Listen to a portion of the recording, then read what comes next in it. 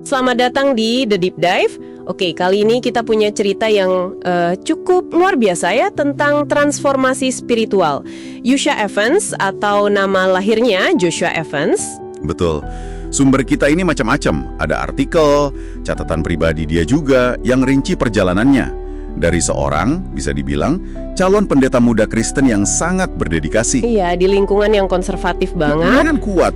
Menjadi seorang muslim yang taat dan sekarang malah jadi pendakwah internasional. Nah, misi kita kali ini adalah mencoba menggali gimana sih studinya yang mendalam soal Alkitab justru malah, ya bisa dibilang, membuka jalan ke Islam. Agak ironis ya kedengarannya. Iya kan? Coba Anda bayangkan aja, dibesarkan untuk melayani gereja, tapi justru kitab sucinya sendiri yang nunjukin arah ke keyakinan lain. Kok bisa? Mari kita selami ini. Joshua itu tumbuh besar di Greenfield, South Carolina. Didikan keluarganya metodis, konservatif, ketat. Dan dia bukan cuma ikut-ikutan kan, sangat aktif gitu ya. Banget. Terlibat penuh di gereja, ikut organisasi rohani remaja Kristen namanya Young Life. Cita-citanya jelas waktu itu, jadi pendeta atau misionaris. Komitmennya tinggi. Bahkan sampai serius belajar teologi, belajar bahasa asli Alkitab kayak Ibrani, Yunani. Terus dia tertarik sama yang namanya kritik tekstual. Iya, studi mendalam soal naskah-naskah kuno itu. Perbedaan antar versi Alkitab. Tujuannya waktu itu jelas banget, melayani Tuhan. Dalam kerangka Kristen tentunya. Tapi justru di sini nih ya, titik baliknya. Pendalaman itu malah jadi pemicu keraguan. Tepat sekali. Momen krusialnya itu sekitar musim panas 1996. Dia kan baca Alkitab keseluruhan gitu, berulang kali, mungkin 6-7 kali dia baca. Wow, intensif juga ya. Iya. Nah, setelah itu dia mulai merasa ada yang kurang pas, ada yang janggal gitu. Keraguan muncul dari beberapa sisi. Misalnya? Pertama, dari studi tekstualnya itu. Dia jadi sadar, oh ternyata banyak versi Alkitab. Ada perbedaan-perbedaan teks.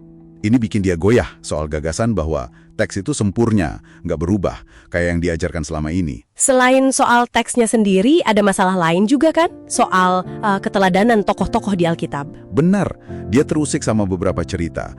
Contoh yang sering dia sebut itu kisah Nabi Nuh yang mabuk setelah peristiwa air bah. Buat dia, perilaku kayak gitu kok rasanya kurang pas ya untuk seorang nabi, utusan Tuhan yang mestinya jadi panutan sempurna.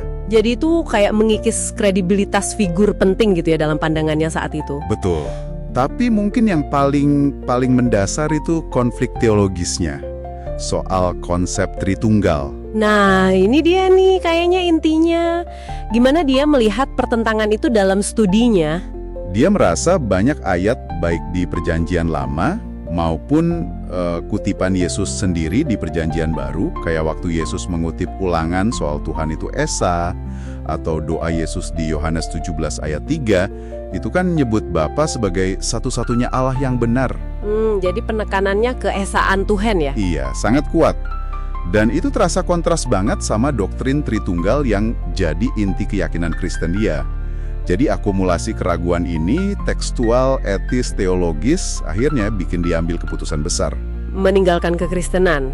Wow. Iya, meninggalkan semuanya. Oke, ini kan langkah besar ya. Keluar dari lingkungan yang udah sangat dia kenal. Terus dia kemana? Apa langsung ketemu Islam? Nggak langsung. Dia mulai pencarian spiritual lagi, tapi lebih luas. Mencari apa yang dia sebut kebenaran yang jelas. Sempat dia melirik-lirik berbagai isme gitu. Buddhisme, Taoisme, filsafat timur lain. Tapi belum nemu yang pas. Belum ada yang benar-benar klik. Sampai akhirnya, antara tahun 96 sampai 98 lah, ada pertemuan yang nggak disangka-sangka. Dengan seorang muslim? Betul. Ada yang ngajak dia ikut sholat Jumat. Nah, pengalaman ngelihat orang Islam sholat berjamaah itu, berbaris rapi, sujud bareng, itu ngasih kesan yang dalam banget buat dia. Kesan kayak gimana tuh? Dia bilang itu kayak ada lampu yang nyala di kepala saya. Semacam momen pencerahan instan gitu katanya. Wah, cuma dari melihat orang sholat aja bisa gitu ya? Terus gimana dengan Al-Qur'annya? Nah, setelah itu, dia dikasih Al-Qur'an. Ini bagian yang cepet nih. Dia baca dari awal sampai akhir, cuma seminggu. Seminggu? Seluruh Al-Qur'an? Iya, dan kata dia, itu udah cukup buat dia yakin. Jadi pengalaman baca langsung sundernya ini Beda banget mungkin sama stereotip atau info sepotong-sepotong yang dia punya sebelumnya. Seminggu baca langsung yakin itu kedengarannya cepet banget loh. Emang apa sih yang bikin dia langsung klik sama Al-Quran setelah pergulatan panjangnya sama Alkitab? Ada beberapa poin kunci kayaknya.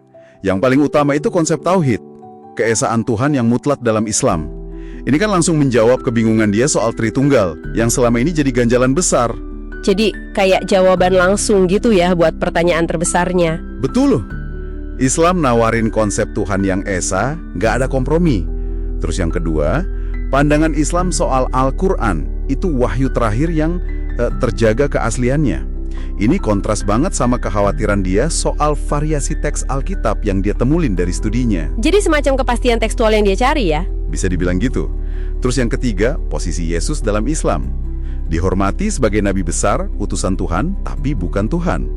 Nah, ini nyambung sama kesimpulan yang mulai dia tarik sendiri dari pembacaan Alkitabnya. Masuk akal sih, secara teologis berarti Islam menjawab pertanyaan-pertanyaan spesifik dia yang muncul dari studinya tentang kekristenan itu sendiri.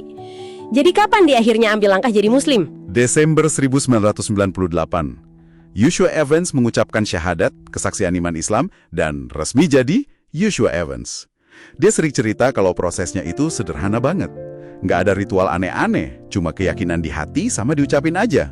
Dan ada konsep catatan bersih itu ya? Iya, keyakinan bahwa dosa masa lalu diampuni pas masuk Islam.